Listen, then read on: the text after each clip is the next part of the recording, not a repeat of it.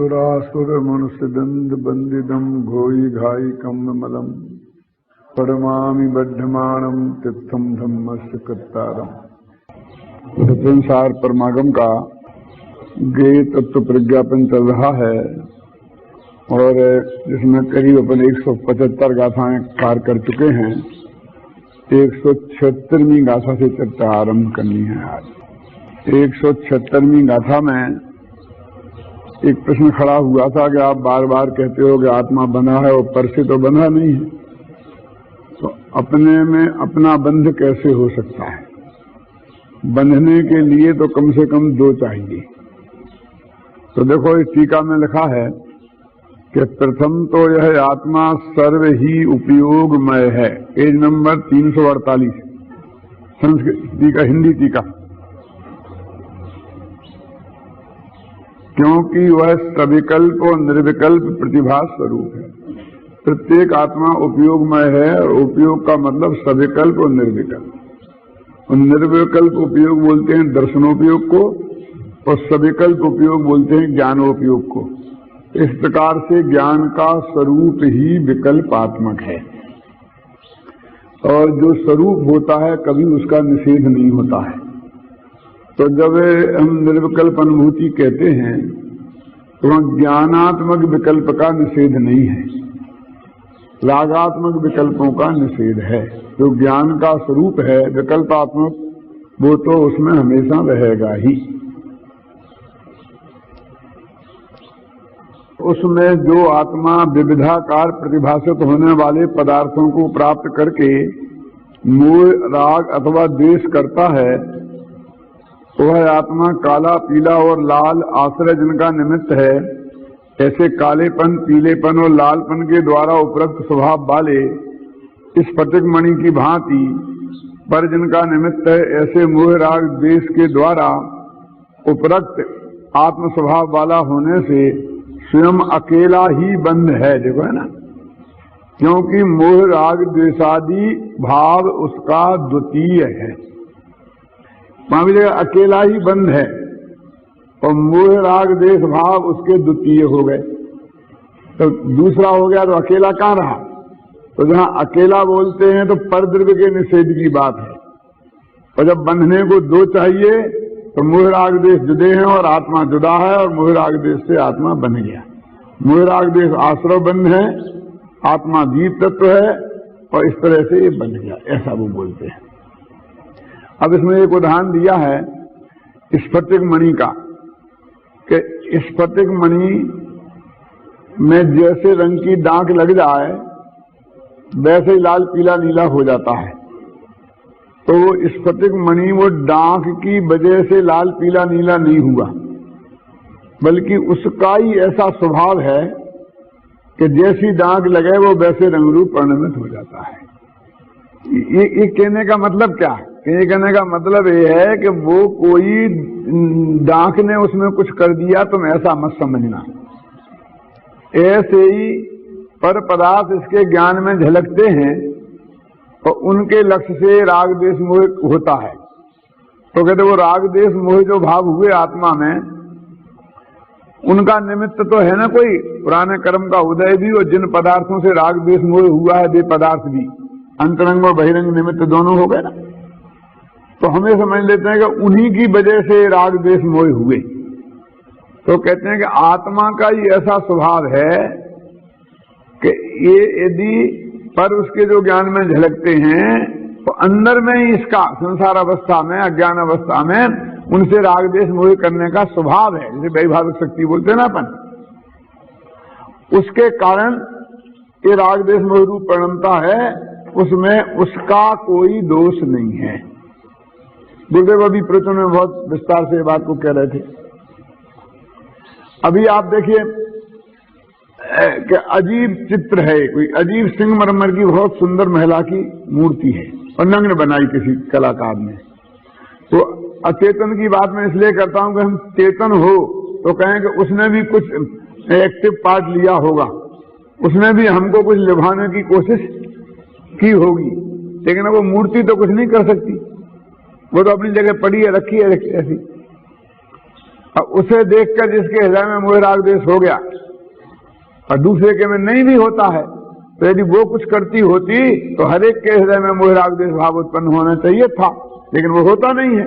तो इससे मालूम पड़ता है कि हमारे अंदर ही ऐसा कोई डिफेक्ट मौजूद है कि जिसकी वजह से वो हुआ।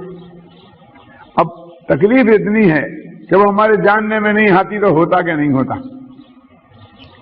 तो ऐसा कहे कि नहीं आती तो नहीं होता और जानने में आई इसलिए हुआ, इसलिए हम उस ज्ञान पे अपराध मर देते हैं। उस जानने पे हमारे दिमाग अपराध की दृष्टि चली जाती। पहले तो जाती थी दृष्टि किस पे? पर पे, कि उसकी वजह से सारी गड़बड़ी हुई, इसे हटाओ, इसे हटाओ, इसे लाओ पर में से। अब अध्यात्म हमने क्या सीखा? तो हमने ये बीमारी पैदा कर ली, कौन सी? कि उसकी वजह से नहीं, तो हमने जाना इसलिए हो गया। तो हमारा मतलब कम से कम पहले अच्छे थे केवल दिल्ली कि कम से कम उस जड़ पर को तो मानते थे कारण। अब तो अपना जो जानने का स्वभाव है, अपने स्वभाव को कारण मान लिया। कहने जानना, पहले जानना बंद करना। पहले कहते थे इसे हटाओ और अब कहते उसे मत हटाओ, अपन जानो मत। फिर यही है ना, बिल्कुल ये जो पर को जानने से अपराध होता है, अपराध है, ये जो जितना प्रतिपादन है उसके पीछे यही है। तो ये एक कदम और अपन पीछे हो गए, आगे नहीं बढ़े। जैसे मैं कहता हूं ना कि क्रमबद्ध पर्याय, तो वो कहते ईश्वर जगत का करता है, हम जैनी कहते कर्म करता है। तो अच्छा है तुम चेतन ईश्वर को मान लेते, तुम तो जड़ेश्वर को मान लिया। परद्रव्य को करता तो माना ही माना है। उनने चेतन परद्रव्य को माना था, तुमने जड़ परद्रव्य को माना। परद्रव्य हमारा करता धरता नहीं है, हमारी सुख दुख के जिम्मेवार हम स्वयं हैं। हम तो इस पे लाना चाहते थे, इसलिए कहा था कि ईश्वर जगत का करता नहीं है।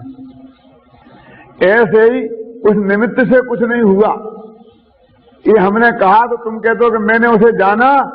सारी गड़बड़ी जानने में ही हुई है। न रहता बांस न बजती बांसुरी, न हम जानते, न हमें राग होता, न सब गड़बड़ होती। ये सब कैसा हो रहा है?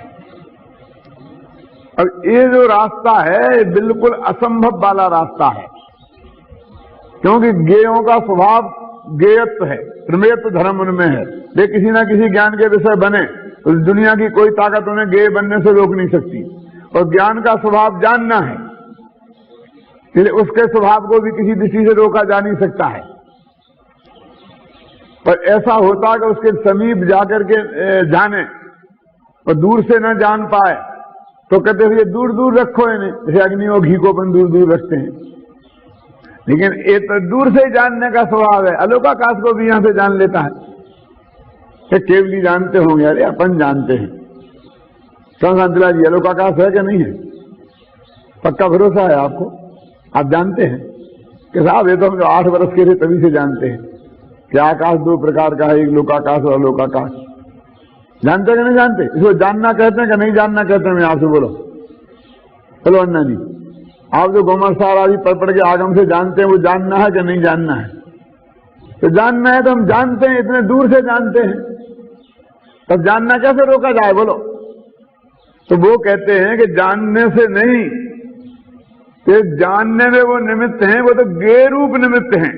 लेकिन तेरे में जो राग द्वेष मोह के परिणाम हुए, जो एकत्व बुद्धि हुई, उस मोह में वो जो निमित्त है, अपना मान्य रूप जो तूने जाना है, वो है खतरनाक, और उसकी वजह से ये बंद होता है।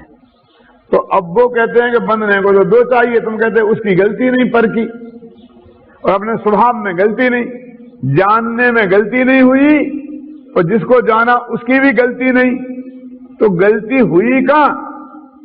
तो राग द्वेष मोह हुए ना, यही गलती है कि बात तो हुई है, यानी उसका कर्ता भोक्ता भी वही है। माने अभिन्न सत्कारक है, विकार के अभिन्न सत्कारक 50 की 62वीं गाथा में है ना। तो वो कहते हैं दूसरा चाहिए ना बंधने को, तो कहते वो राग द्वेष मोह वही दूसरे हैं। ये बंध की बात इन्होंने यहां पर संक्षेप में कही। अब अगली गाथा का टीका थोड़ी पढ़ते हैं कि यह आत्मा साकार और निराकार प्रतिभास स्वरूप होने से प्रतिभास पदार्थ समूह को जिस मोह रूप राग रूप या देश रूप भाव से देखता जानता है, उसी से उपरक्त होता है। सो वह उपराग वह वास्तव में स्निग्ध रूप स्थानीय भाव बंध है। और उसी से अवश्य पौद्गलिक कर्म बनता है। इस प्रकार यह द्रव्य बंध का निमित्त भाव बंध है। ये क्या कह रहे हैं कि भाई पुद्गल आपस में बंधते हैं तो उनका एक नियम है, और वो नियम क्या? स्निग्ध रूक्षत्वाद बंधा। उसमें स्निग्ध और रूक्षत्व होता है। स्निग्ध के साथ बनता है, स्निग्ध रूक्ष के साथ बनता है, रूक्ष स्निग्ध के साथ। दो रेत के परमाणु हैं, ये पड़े रहते हैं, आपस में बनते नहीं कि दोनों रूखे हैं। दो घी के परमाणु हैं, वे भी आपस में बनते नहीं है क्योंकि दोनों स्निग्ध हैं। और बेई रेत और घी मिल जाए तो बन जाते हैं। समझ गया? वो तो फिर बहुत लंबी प्रक्रिया है, उसकी बात में तो मोटी मोटी बात बता रहा हूं। वो कहते बंध का कारण स्निग्धता और रूक्षता है। समझ में ना? माने स्निग्ध का स्निग्ध के साथ बंध नहीं होता, रूक्ष का रूक्ष के साथ नहीं होता। और उसके जो नियम है, दो अधिक परमाणु होना चाहिए, वो लंबी प्रक्रिया की बात मैं अभी नहीं करना चाहता। जैसे अपने शादी है ना, स्त्री और पुरुष में होती है, पुरुष पुरुष में नहीं होती, स्त्री स्त्री में नहीं होती। मैंने विपरीत ध्रुव चाहिए। जो हम में कमी है और सामने वाले में वो है, सामने वाले में कमी है वो हम में है, तो दोनों उस कमी की पूर्ति के लिए एक होते हैं। अब वही बात हम में और वही तुम में है। एक आदमी के पास पैसा है लेकिन काम करने की क्षमता नहीं है, दूसरे के पास काम करने की क्षमता है लेकिन पैसा नहीं है, तो दोनों पार्टनर हो जाते हैं। एक वर्किंग पार्टनर और एक पूंजी का पार्टनर हो जाते हैं कि नहीं? दो पूंजी वाले आपस में पार्टनर नहीं हो सकते, दो वर्किंग वाले अपने आप में पार्टनर नहीं हो सकते। तो कहते हैं कि आत्मा का जो पुद्गल के साथ बंध होता है तो इसमें स्निग्धता है कि रूक्षता है? इसमें भी स्निग्ध रूक्षता चाहिए ना, उसके बिना बंध कैसे होगा?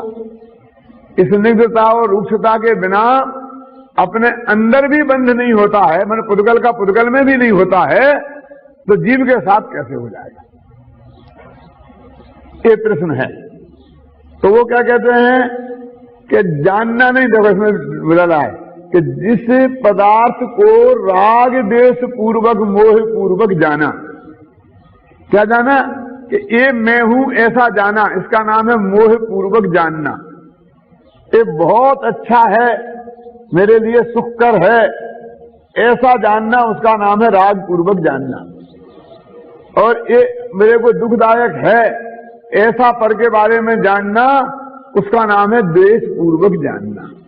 तो ऐसा जानना वो बंध का कारण है, जानना नहीं। क्या? ये मैं हूं, ये मेरा है, ये मेरे को अनुकूल है, ये मेरे को प्रतिकूल है, ऐसा जानना। तो ऐसा जानना ये ज्ञान का लक्षण नहीं है, ये तो मोह राग देश का लक्षण है। तो मोह राग देश बंध के कारण हुए ना।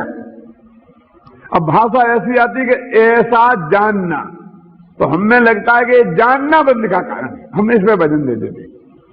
क्या? देखो क्या लिखा है, यह आत्मा साकार और निराकार प्रतिभास स्वरूप होने से, कि साकार और निराकार माने साकार माने ज्ञान और निराकार माने दर्शन, ये तो इसका स्वरूप है, ये कोई दोष नहीं है। होने से प्रतिभास से, अब जो उसके ज्ञान में आए वे उन्हें बोलते हैं प्रतिभास से। एक चक्कर और चला है कि वो साहब भाषित होना अलग बात है और जानना अलग बात है। क्या फर्क है? अब बिल्कुल फर्क नहीं है, लेकिन उन्होंने क्या वहां जगह लिखा कि वो तो परभाषित होता है और अपने को जानता है, ऐसा वाक्य लिखा मिल गया कहीं? समझ गए ना? तो पर को जानना जानता है नहीं, तो नहीं जानने को भाषित होना कहते हैं और जानने को जानना कहते हैं। ऐसा नहीं है।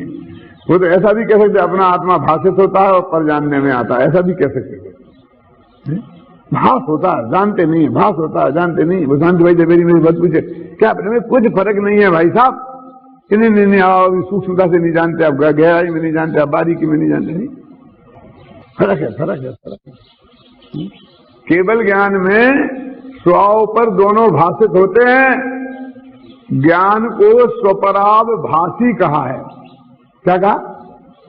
स्वपराव भाषी माने स्व को भी जानने वाला और पर को भी जानने वाला। अविभाषी शब्द का प्रयोग स्व और पर दोनों में होता है। अब एक आध जगह है, अब वो तो कैसी जगह है केवल चंदी जगह ऐसी है कि ऊपर संस्कृत में देखो तो भेद ही नहीं है, तो हिंदी वाले पंडित ने लिख दिया ऐसा। ऊपर लिख दिया कि आत्मा आत्मा को जानता है, नीचे लिख दिया कि पर पदार्थ प्रतिभाषित होते हैं। दर्पणाय तो ऐसा करके है ना, तो बस वो उसे पकड़ के संस्कृत में तो एक ही शब्द था, हिंदी के अनुवाद में हो गया, और संस्कृत तो देखते ही नहीं है, ऊपर तो कोई निगाह ही नहीं डालता, सब नीचे ही निगाह रहती है। अपने नीचे का मतलब समझे ना, कि नीचे हिंदी छपी है और ऊपर संस्कृत है। तो ऊपर निगाह तो है ही नहीं, नीचे निगाह है, वो गजब से देखो तो क्या लिखा, ऊपर जानना लिखा, नीचे भाषना लिखा, ऊपर। अरे भाई कहाँ लिखा? ऐसे गजब बहुत हो जाते हैं अध्यात्म वालों के। तो वो क्या कहते, सुनो कहाँ, वो अपना पेज कौन सा है? पेज बदल गया।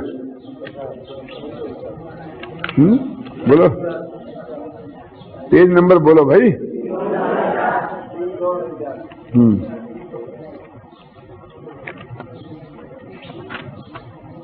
हाँ देखो,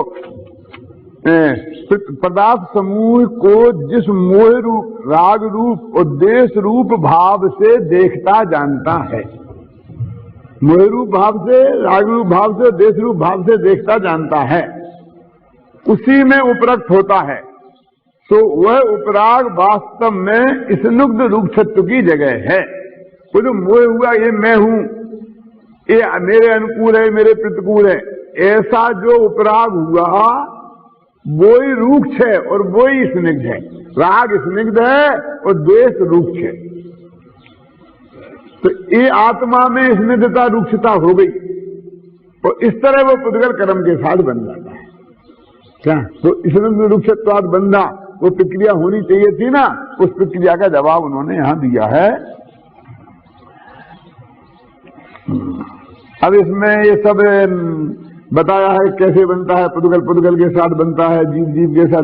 दो जीव में तो आपस में बंद होता ही नहीं, और जीव पुद्गल के साथ बंद का क्या स्वरूप है, वो सब बात बताई है। अब तो आप पेज नंबर 352 पर पहुंचो, 179वीं गाथा, इसे अपन पढ़ते हैं। रत्तो बंदधिकम्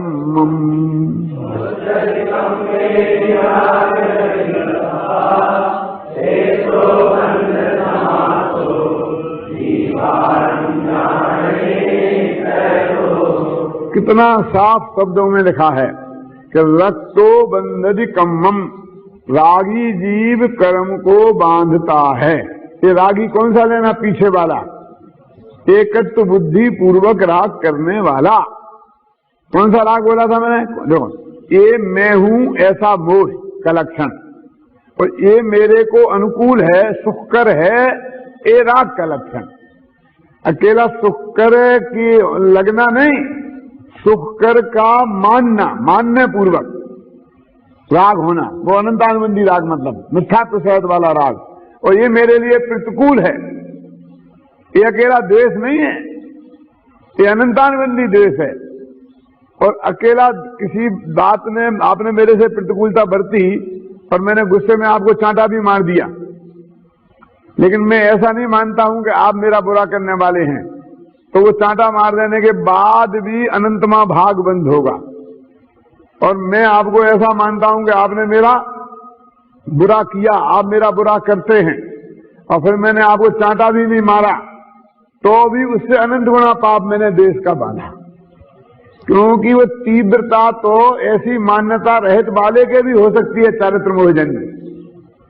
तो यहां तक हो सकती है कि भरत चक्रवर्ती बाहुबली में चक्र तक चला सकते हैं, बोला समझ लो आप। और यहां ये कुछ भी नहीं करे तो भी पर पदार्थ मेरे लिए इष्ट हैं, ऐसी मान्यता। और मोह एकत्व बुद्धि, ममत्व बुद्धि का नाम मोह, समझे ना। और ये मेरा भला बुरा करते, ये मेरे को इष्टनिष्ठ है, इष्टनिष्ठ बुद्धि, इसका नाम राग द्वेष। कौन? अनंतानुबंधी वाला। तो ये बंध के कारण है। तो कहते हैं कि रत्तो बंधति कम्मम, वो रागी जीव, परम को अपने इष्ट मानने वाला रागी जीव, जब अकेला राग आए तो उसमें मिथ्यात्व और द्वेष भी समझ लेना, क्योंकि ये राग अकेले राग के लिए भी प्रयोग होता है और इन सबके प्रतिनिधि रूप में भी प्रयोग होता है। जब हम कहते भगवान वीतरागी हैं तो अकेले राग से रहत नहीं है, द्वेष से रहत भी है, मोह से रहत भी है ना। तो रस्तो बंदति कम्मम, रागी जीव कर्म बांधता है, और मुंचति कम्मे ही राग रहे दप्पा, राग से रहित जीव कर्मों से मुक्त होता है। ऐसो बंध समासो, ऐसा बंध का संक्षेप में कथन है। बंध समास में बंध का संक्षेप में कथन है। जीवाणम, जीवों के बंध का ऐसा है। ये बात व्यवहार नय की नहीं है, कल का जान निश्चय, ये बात निश्चय नय से है, ये जानो। लिखी करनी लिखी, व्यवहार की बात तो पर से बनता है, व्यवहार की बात हुई। अपने मोहराज देश से बनता है तो निश्चय की बात हुई ना, अशुद्ध निश्चय में, शुद्ध निश्चय नहीं। ठीक है ना, दान निश्चय दो। तो इसमें स्पष्ट लिखा कि राग रत्तो बंदती और राग रहे दप्पा मुंचती। अब ज्ञान पर का ज्ञान बंध का कारण है, कहां से निकलता है बोलो? हमारी दो खतरनाक बातें चल रही हैं कि एक तो पर को आत्मा जानता ही नहीं है। अब इसके इतने आगम प्रमाण उपलब्ध हैं कि वो बात टिकी नहीं, तो वे कहने लगे कि वो पर का जानना बंध का कारण है। ख्याल में आया ना? तो पर का जानना भी बंध का कारण नहीं है, तो कहते पर का आप नहीं जानना भी बंध का कारण, नहीं जानना भी बंध का कारण नहीं है। बोलो, ज्ञान गुण तो बंध में कारण होता ही नहीं।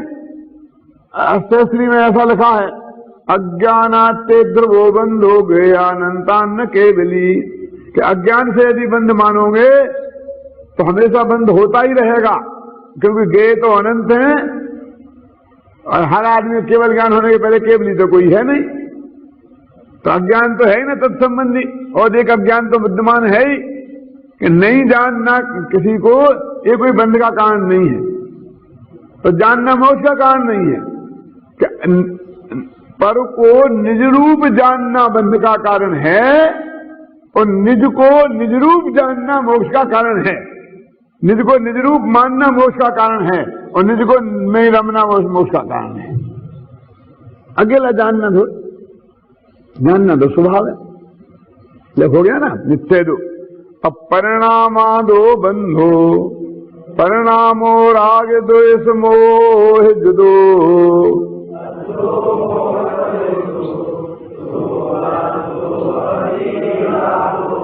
उन्होंने कहते ना कि रागी जीव बनता है। तो अब राग में क्या क्या आता है वो सब अब विस्तार में जा रहे हैं। वो कहते हैं परिणाम आदो बंधो, इसका मतलब हुआ कि परिणाम से बंध होता है, माने राग परिणाम से बंध होता है, माने स्वभाव बंध का कारण नहीं है। ऐसा हुआ ना, जो पर्याय में परिणमन है वो ही बंध का कारण है, क्योंकि बंध के कारणों का अभाव होकर मोक्ष होता है। तो जिसका अभाव होता है वो पर्याय होती है, द्रव्य का तो कभी अभाव होता नहीं है। तो स्वभाव कभी बंध का और मोक्ष का कारण नहीं होता है। स्वभाव पर दृष्टि रखो तो वो मोक्ष का कारण है। दृष्टि रखो माने ये मैं हूं ऐसी मान्यता, तो पर पे दृष्टि रखो माने जानो नहीं, ये पर मैं हूं ऐसी मान्यता पूर्वक, समझ रहे ना? तो कहते हैं परिणामादो बंधो, बंध परिणमन परिणाम से होता है, और परिणामो राग द्वेष मोह जुदो। तो कौन परिणामों से? कि जो परिणाम राग द्वेष और मोह से युक्त हैं, उन परिणामों से बंध होता है। जानना भी तो परिणाम है ना, परिणमन है। तो जानने वाले परिणमन से बंध नहीं होता, नहीं जानने वाले परिणमन से बंध नहीं होता।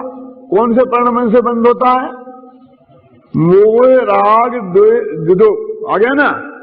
अब वो कहते हैं कि असहो मोहो दोषो, मोह और द्वेष ये दो अशुभ भाव हैं।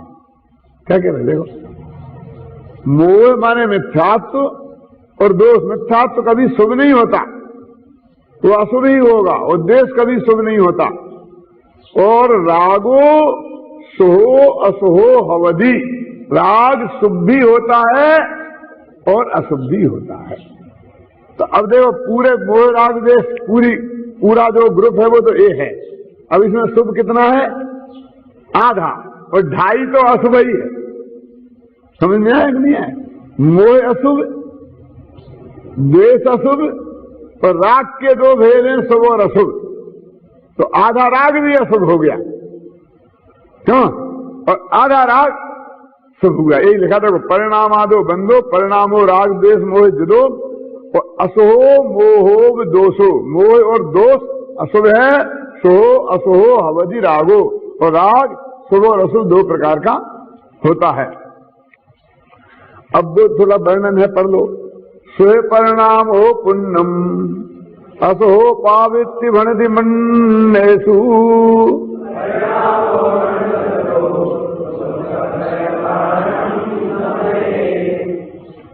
तो कितनी गजब की बात लिखी है।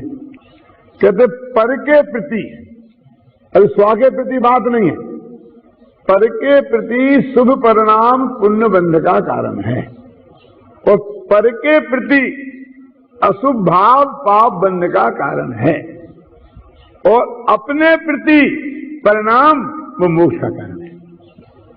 तो अपने प्रति शुभ भेद डाला ही नहीं है। तो पढ़ो, है ना गाथा में ऐसा देखो, सोहो परिणामो पुण्यम असोहो पापम भणति अन्येषु। अन्य पदार्थों में शुभ परिणाम वो पुण्य बंध का कारण, और अन्य पदार्थों में अशुभ परिणाम वो पाप बंध का कारण। लगा ना? वो परिणामो नन्य गदो, अनन्य गदो माने अपने में, न अन्य, वो अनन्य, अन्य के आश्रय से नहीं, जो अपने ही आश्रय से परिणाम होता है वो दुख क्षय कारणम समय। वो दुख के क्षय का कारण समय माने शास्त्रों में कहा गया है, अथवा जैनागम में कहा गया है। तो अपने लक्ष्य से जो परिणाम होता है वो शुभ शुभ होता ही नहीं। तो मुझे आत्मा का कल्याण करना है, तो ये अपने लक्ष्य से हुआ, तो ये शुभ तो है। क्यों कहते भाई साहब इसे आत्मा का लक्ष्य नहीं कहते हैं। ये ऐसा नहीं कि मुझे अपना कल्याण करना है तो आत्मा के लक्ष्य से हो गया। वो आत्मा ज्ञान का ज्ञेय बनेगा, ऐसा नहीं कि ये मैं हूं, इसका नाम है आत्मा के लक्ष्य से होने वाला परिणाम। ऐसी मान्यता, ऐसा जानना और ऐसे ही रमना, तो ये है उसका नाम आत्मा के लक्ष्य से हुआ परिणाम। ख्याल में ना? अभी बहुत बाकी है अपना मामला। अपने मेरे ख्याल से कितने 17-18 व्याख्यान हो गए हैं, और समय बहुत कम रह गया। चरणान योग चूलिका पूरी की पूरी पड़ी है, इसलिए थोड़ी रफ्तार तेज की है, और विषय भी सरल है, समझे ना? इसलिए मैं टीका नहीं पढ़ रहा हूं।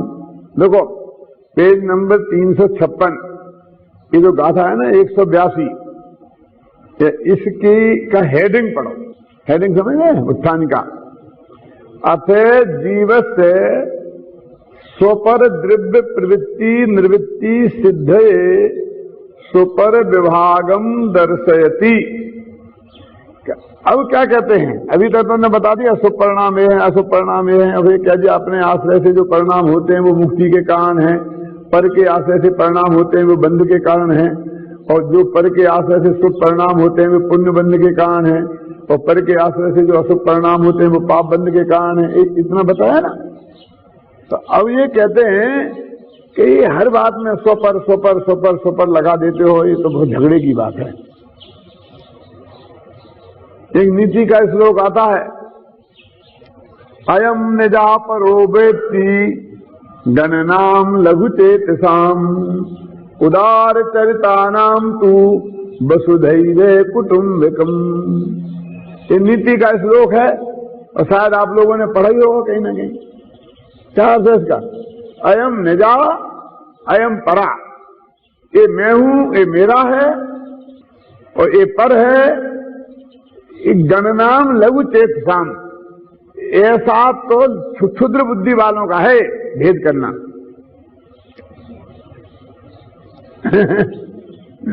जो जैन धर्म कहता है असली धर्म है, उसको वो नीतिकार कहता है क्षुद्र बुद्धि वालों का है। और उदार चरिता नाम तू, जिनका चरित्र उदार है उनके लिए तो वसुधैव कुटुंबकम, सारी दुनिया उनका कुटुंब है, सब उनके अपने ही अपने हैं। कोई पराया है ही नहीं, सिया राम मैं सब जग जानी। अपना तो कोई पर है ही नहीं, हमें तो कोई पराया दिखता ही नहीं, हमें तो ये सब विद्यार्थी अपने ही अपने दिखते हैं। अब वो ऐसा समझता है कि मैं महासंत हूं, ऐसा जो कह रहा हूं मैं बहुत उदार चित्त वाला हूं। ये कह रहे कि ये अज्ञान है सबसे बड़ा। एक कहते कौन कि मेरा तो कोई नहीं है, उदार चरता नाम तू न कोपी। तो कहते सारी दुनिया अपनी है, ये उदार चरते क्या? पर में ये मेरा है, ये पराया है, ये राग जैसा कहना, ये अज्ञान है। लेकिन मेरा कोई पर नहीं है। क्यों? मोहादि मेरे कुछ नहीं, मैं एक गायक भाव हूं। रागादि मेरे कुछ नहीं, मैं एक गायक भाव हूं। देहादि मेरे कुछ नहीं, मैं एक गायक भाव हूं। अपने तो ये भावना वाले हैं। लिखा क्या नहीं लिखा? देखो क्या लिखा, जीवस्य जीव के स्व पर द्रव्य प्रवृत्ति निर्वृत्ति सिद्ध है कि जीव स्वद्रव्य में प्रवृत्ति करे और परद्रव्य से निर्वृत्ति करे। इसके लिए स्वपर विभागम दर्शयति कि इस सारी दुनिया को दो भागों में हम इसलिए बांट रहे हैं कि स्व में प्रवृत्ति करो और पर में। उनके यहां भी दो भागों में तो बांटा है, एक जगह राम और एक तरफ गांव। क्यों? सारी दुनिया एक तरफ और राम भगवान एक तरफ बांटते ना। लेकिन वो अपने से भिन्न पर पदार्थों को दो भागों में बांटा, और एक में रखा राम को, एक में रखा गांव को और अपन को। जैन दर्शन कहता है सारी दुनिया में दो भागों में बांटो। वे दो भाग राम और नहीं, उनके राम और जगत के नहीं है। एक में अपना आत्मा राम और एक में पर। जिन भगवान को वो अपने में रखते हैं, अपन उन भगवान को पर में रखते हैं। अनंत सिद्ध भी पर। क्यों लिखा के नहीं लिखा कि इस स्वपर विभागम दर्शयति, ये ज्ञान तत्व प्रज्ञापन विभागाधिकार हमने इसलिए रखा है। स्व और पर का भेद हम काय के लिए कर रहे हैं? क्योंकि आत्मा का कल्याण इसमें है कि हम जाने कि मैं स्व हूं और पर कौन हूं, है ना। अभी बहुत बातें हैं, गाथा पढ़ो तो भी बहुत चीजें आ जाती हैं। देखो पढ़ लो, भनिदा पुड्ड विमोहा जीवन कायास थावराय तसा अन्नाते जीवादो जीवो भी दो अन्नो। के सारी दुनिया को, जीवों को भी दो भागों में बांटा। फिर स्थावर, पृथ्वी का है, जल का है, अग्नि का है, वायु का है, वनस्पति का है, ये सब पर हैं और मैं इनसे भिन्न स्व हूं। तो सारे जगत को दो भागों में बांटना, सुपर विभाग में बांटना। और ये सब अब जो पर हुए ना, अब इनके बुरा करने का भाव अशुभ और इनके भला करने का भाव शुभ, और इनके बारे में कुछ होना ही नहीं। बुरा क्या नहीं होना? जानना ही नहीं। बुरा और भला करने का भाव नहीं होना ख्याल में है ना। ये कितनी स्पष्ट बात है। अभी उधर को ले जाते हैं हम सर।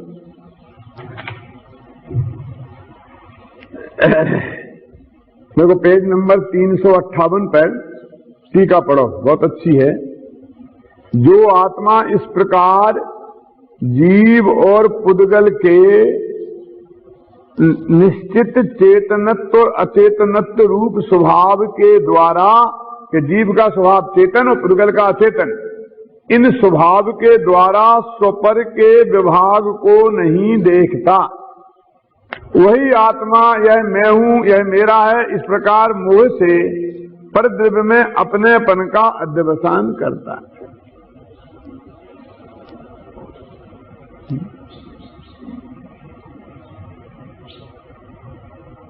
ये अभी तुम्हारी चक्कर चल रहा है ना, तो पर्याय में केवल ज्ञान भी है। वो उसको, उसकी जड़ मेरे को थोड़ी सी ख्याल आई है कि कहाँ है। अन्ना ने मैंने आपको बताई थी ना, क्या है कि उपयोग लक्षण है जीव का। अब वो उपयोग लक्षण है, उपयोग पर्याय रूप उपयोग लेना। क्यों कि जागता हुआ तो वो ही है ना। लक्षण तो उसे कहते हैं जो सारी दुनिया को बाहर से दिखाई दे चिन्ह के रूप में। तो उन्होंने कहा कि 8 प्रकार का ज्ञान और 4 प्रकार का दर्शन, उसमें जो सामान्यपना है वो लक्षण है जीव का। अब क्या है कि हर जगह न्याय शास्त्र की भाषा तो होती नहीं है कि वो पकड़ें, और फिर जब अब वो उपयोग लक्षण है, लेकिन लक्ष्य तो त्रिकाली ध्रुव भगवान आत्मा है ना, पहचानना है जिसे, तो वो तो त्रिकाली ध्रुव है ना, अथवा वो द्रव्य गुण पर्याय वाला है कि अकेला द्रव्य भाव वाला है जिसे हमें पहचानना है, तो वो लक्ष्य है और ये उसका लक्षण है। तो वो जो वर्णन है शास्त्रों में कई जगह, तो उस लक्ष्य का वर्णन किया, वो विशेषण दे दिए उस लक्ष्य के लक्ष्य से, और हम उसे वो लक्षण के विशेषण मान लेते हैं। इसलिए हमको देखो ये लिखा है त्रिकाली जानता, ऐसा जानने का स्वभाव ये वो ये उसमें मुझे को थोड़ा भी, मैंने ज्यादा उसमें सोचा नहीं है, मैंने देखा भी नहीं है, मेरे फुर्सत भी नहीं है, लेकिन मैं जो मुझे उसमें से बीज दिखाई दिया, क्योंकि जो भी वो उदाहरण आते हैं तो कहते लक्षण है ना, उपयोग लक्षण है ना, और वो यहाँ उपयोग को बताया है कि देखो ऐसा ऐसा ऐसा ऐसा ऐसा ऐसा। अरे सामान्य के उपयोग सामान्य का, तो उपयोग सामान्य तो वो पर्याय वाला जो सामान्य है वो निगोदिया के पर्याय नामक ज्ञान से लेकर केवल ज्ञान तक उसमें सब शामिल है ना। तो उसके महिमा के जो भी विशेषण आएंगे वो निगोदिया से लेकर केवल ज्ञान तक के सब आ सकते हैं। हम क्या समझते हैं, सारे विशेषण निगोदिया से लेकर केवल ज्ञानी तक हमेशा पाए जाना चाहिए, और इसलिए यदि हमें वो नहीं पाया जाता है इस वर्तमान में, अभी केवल ज्ञान रूप परिणमन पूरे जानने सबको जानने रूप परिणमन नहीं पाया जाता है, तो लक्ष्य नहीं मिला तो हम जीव ही नहीं रहेंगे। ये मेरे उसमें बीज दिखता है। बाकी जो बात आएगी समय पे, जब मैं विस्तार से उसकी अध्ययन करूंगा, देखूंगा, तब करूंगा। लेकिन वो जो जितने मेरे आया चलते फिरते ज्ञान में, तो उसके मूल में जड़ में मुझे एक खराबी दिखाई देती है। अभी मैं यहाँ ज्यादा नहीं उलझना चाहता हूं उसमें। देखो क्या लिखा, गेन नदी ने बम मुंचदी, कौन गा था 185, करेज नहीं पोगलानी कम्माणी,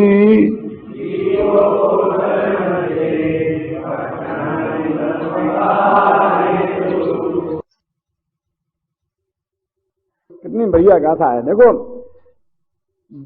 बच्छन नदी शब्द कालेशु पोगल मध्य जीवो, जीव पुद्गल के बीच में सदा काल रहता है। देखो, शब्द कालेशु बच्छन नदी, सदा काल रहते हुए कहा, पोगल मध्य, पुद्गल के बीच में जीव, जीव पुद्गल के बीच में सदा, देह में है, संयोग में है, सिद्ध भी है, तो चारों तरफ पुद्गल भरे रहे। पुद्गल तो थोड़ा सा भरे ना लोकाकाश में, चाहे अपने संबंधित हो चाहे असंबद्ध हो। तो जीवो पुद्गल मध्य शब्द कालेशु बट्ठन नपी, सदा काल वर्तमान रहने पर भी, बट्ठन नबी है ना गेन्नदी, ना उसको ग्रहण करता है, न मुंचदी, न छोड़ता है। कौन किनको, पोगलानी कम्मानी, पुग्गल कर्मों को ना जीव ग्रहण करता है न छोड़, उसके बीच में रहता है, लेकिन उसे कोई लेना देना नहीं है। देखो है ना क्या, कि जीव सभी कालों में पुद्गल के मध्य में रहता हुआ भी पौद्गलिक कर्मों को वास्तव में ना तो ग्रहण करता है और ना छोड़ता है और ना करता है, यानी कुछ भी नहीं करता है उसमें। पुद्गल का परिणमन पुद्गल में होता है, जीव का परिणमन जीव में होता है। ठीक है। और आगे वह अभी संसार अवस्था में द्रव्य से उत्पन्न होने वाले अशुद्ध स्वपरिणाम का कर्ता होता हुआ कर्म रज से ग्रहण किया जाता है और कदाचित छोड़ा जाता है। देखो क्या होता है कि जब कर्मों को ना करता है, ना छोड़ता है, ना ग्रहण करता है, तो कहते हैं कि वो है निमित्त जिसमें उसके निमित्त से नहीं। भाषा देखो दादा क्या कहते हैं, कर्म के निमित्त से राग रूप परिणमता, ऐसा नहीं कहते।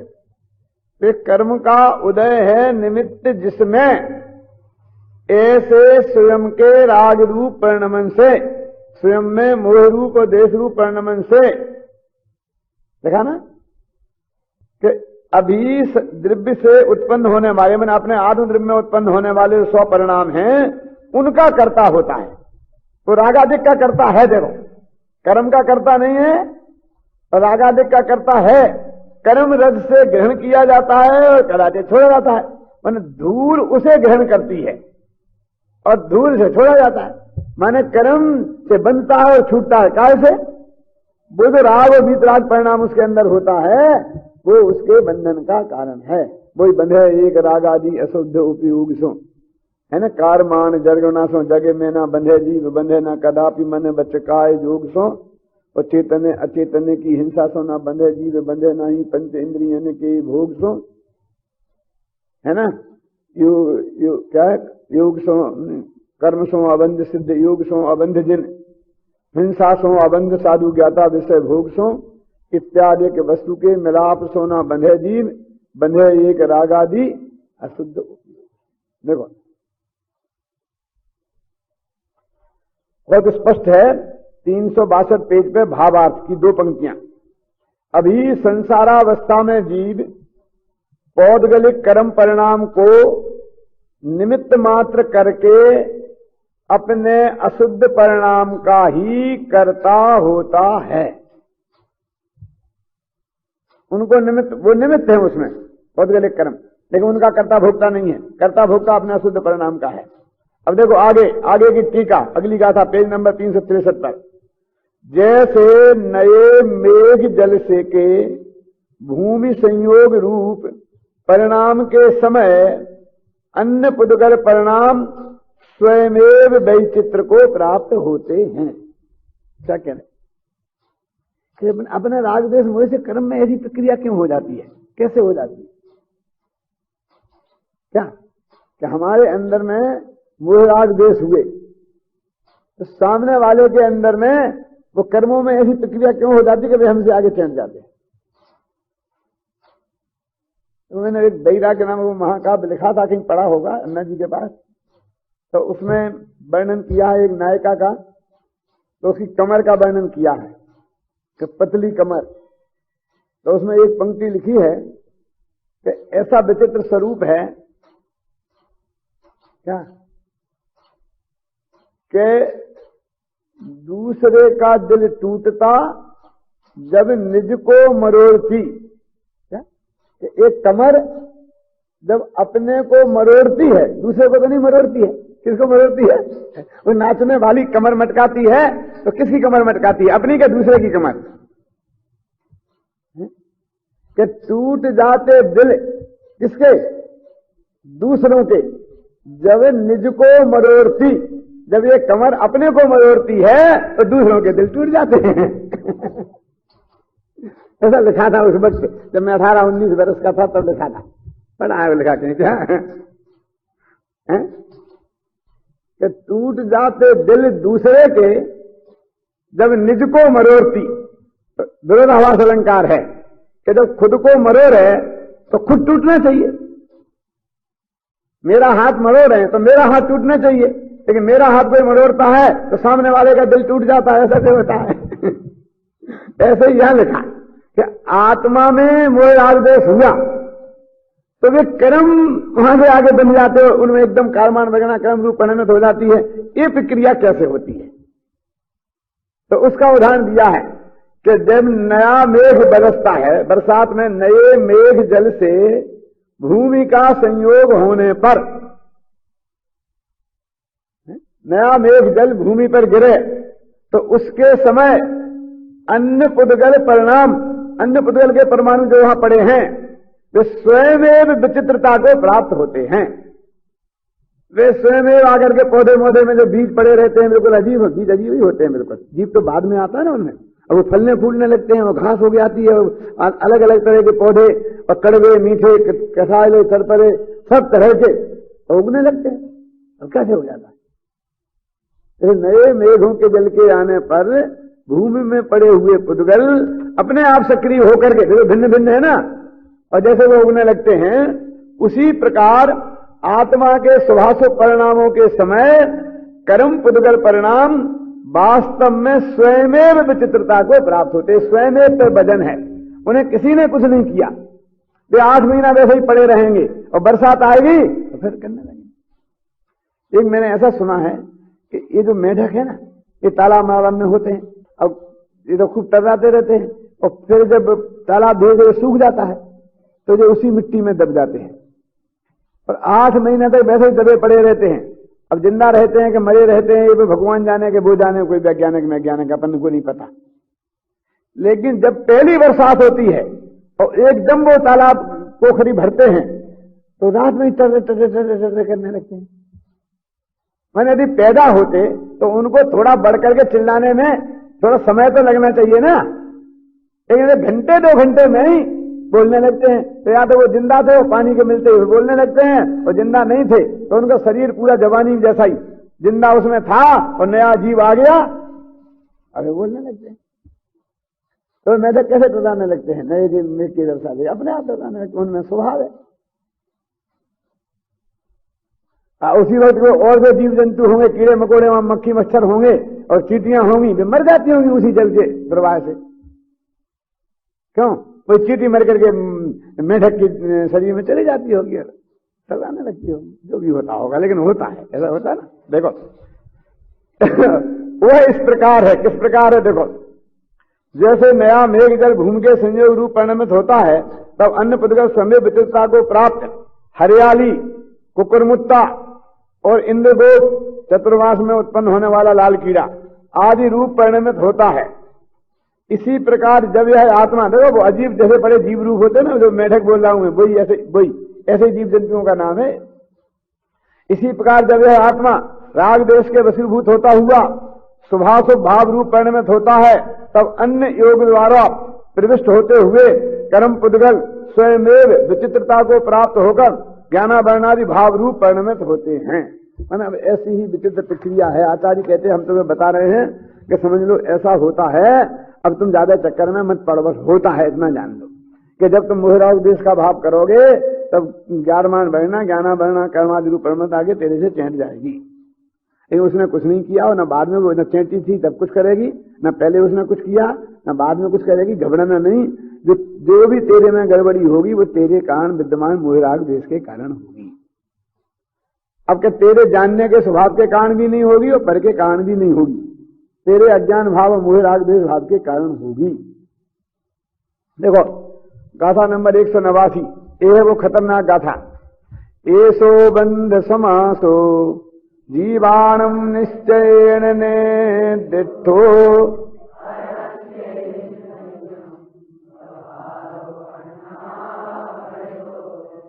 के बंध की संक्षिप्त प्रक्रिया, जीवों को बंधन की संक्षिप्त प्रक्रिया निश्चय नय से एक कही है। किसने कही? अनंत भगवान ने कही है। जदीर्णम और उनकी आचार्य परंपरा में जो मुनिराज हुए हैं उनने कही है। और व्यवहारो अन्नदो घनिदा, और व्यवहार इससे जुदा है। माने और जो कथन है कि पर से बंधे, वो सब व्यवहार के कथन है। असली तो ये है कथन कि अपने मोहराग देश से बंधा है। अब एक खतरनाक क्यों कहा मैंने इस गाथा को? इधर सीधी सच्ची बहुत सरल गाथा है, क्योंकि इस गाथा की टीका में ये लिखा है कि ये मोहराग देश रूप जो परिणमन आत्मा का है और इनका जो मोहराग देश का कर्ता जो भगवान आत्मा है वो निश्चय नय से है, वो शुद्ध निश्चय नय से है। और सब जगह अशुद्ध निश्चय नय से लिखा है और यहां शुद्ध निश्चय नय से। एक ही प्रयोग मिला है मुझे भी सारी जिनवाणी जितनी मैंने देखी है, नहीं वो सब जगह अशुद्ध निश्चय नय से लिखा और पंचाध्यायी में व्यवहार नय से लिखा। देखो क्या लिखा पढ़ते हैं। जैसे जगत में वस्त्र सप्रदेश होने से, वस्त्र का माने वस्त्र में ताना बाना है ना, लोंद फिटकरी आदि से कसायत होता है, जिसमें वह मजीठ आदि रंग से संबद्ध होता हुआ अकेला ही रंगा हुआ देखा जाता है। इसी प्रकार आत्मादि सप्रदेश होने से यथाकाल मोहराग देश के द्वारा कसायत होने से कर्म रज के द्वारा श्लिष्ट होता हुआ अकेला ही बंध है। अकेला ही बंध है माने वो स्वयं ही अपने बंध के कारण हुआ, अपने आप राग देश मोह से बंधा। राग देश मोह अपने में लेके बात करिए, बाहर नहीं रखे ना। ऐसा देखना चाहिए क्योंकि निश्चय नय का विषय शुद्ध द्रव्य है। ये शुद्ध द्रव्य है। क्या शुद्ध निश्चय नहीं क्यों कहा? क्योंकि ये शुद्ध द्रव्य है, मैंने पर का नहीं है। मैंने पर ने कुछ गड़बड़ की होती तो मिलावट होती तो अशुद्ध होता। ये शुद्ध क्यों है? ये इसलिए शुद्ध निश्चय नहीं से क्यों कहा? क्योंकि इस पर का संयोग नहीं है, ये इसकी शुद्धता है। ख्याल में आया ना? देखो ये तो 188वीं गाथा ही पढ़ी ना अपन ने। अब आगे देखो 189 भी और पढ़ लो, घबराओ नहीं। अभी राग परिणाम ही आत्मा का कर्म है, वही पुण्य पाप रूप दैत है।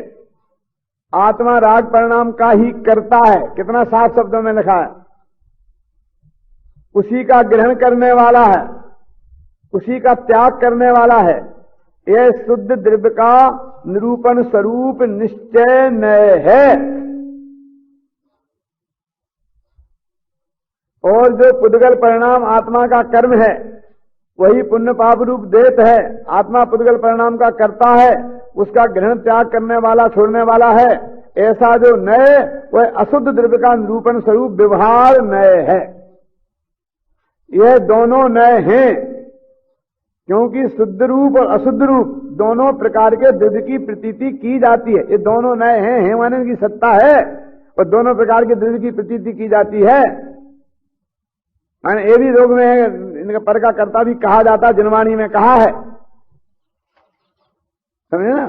किंतु यहां निश्चय नय साधकतम है। कौन सा निश्चय नय? कि रागाद्य का कर्ता भगवान आत्मा है। देखो उत्कृष्ट साधक होने से ग्रहण किया जाता है, क्योंकि साध्य से के शुद्ध होने से, द्रव्य के शुद्धत्व का द्योतक होने से निश्चय नय ही साधकतम है। किंतु अशुद्धत्व का द्योतक व्यवहार नय साधकतम नहीं है। तो इस तरह इस गाथा में रागादिक का कर्ता शुद्ध निश्चय नय से भगवान आत्मा को कहा है। बोलो तो प्रश्न, अरे समय साधन में लिखा है यह परिणमति सा कर्ता, जो जिस रूप परिणमित होता है वो उस परिणमन का कर्ता होता है। तो आत्मा राग रूप परिणमित हुआ तो आत्मा राग का कर्ता है। अब वो ऐसा परिणमन इष्ट नहीं है हमें, तो सम्यक दृष्टि के राग में कर्तृत्व बुद्धि नहीं है। राग रूप परिणमन है, सम्यक दृष्टि के राग रूप परिणमन है, लेकिन राग में कर्तृत्व बुद्धि नहीं है। तो कर्तृत्व बुद्धि नहीं होने से, एकत्व मत्व बुद्धि नहीं होने से, भोक्तृत्व बुद्धि नहीं होने से समय सार में उसे अकर्ता भी कहा है। और राग रूप परिणमन है, इस दृष्टि से प्रत्यंग सार में ही नहीं, समय सार में भी उसे कर्ता भी स्वीकार किया है। अपनी गलती नहीं मानेंगे तो गलती को मिटेंगे कैसे? तो इस तरह से 189वीं गाथा तक का विषय अपन ने लिया, और कल ये अधिकार अपन समाप्त कर देंगे, और कल से चरणान, फिर परसों से चरणान योग चूल का चल